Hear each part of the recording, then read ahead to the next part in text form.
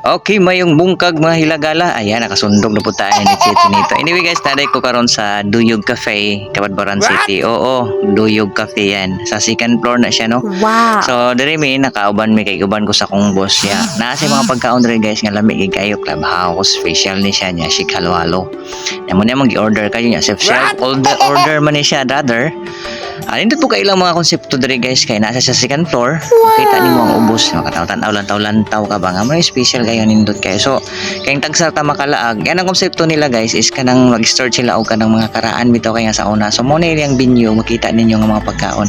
Napo siya yung mga pagkaon diri nga nindot sa kayo nga lami sa simple lang kayo simple lang kayo siya nga store. So pag moanhi ka din may museum ka kay synthetic ang ilang style niya at the same time na nakatima sila sa mga old version. So kani si DJ Louie yung laagan napasalamat punta sa tong boss kay gitik time itan niya gipaubantaan niya matilaw punta niya mga pagkaon karon nga tagsara po nato matilawan kay lagi ni kapombreho nato no. So makinud-anay lang kita. Nya mo din akong laag no dagang salamat sa paglantaw. Salamat. Pakipalo nang ay kalimot ha.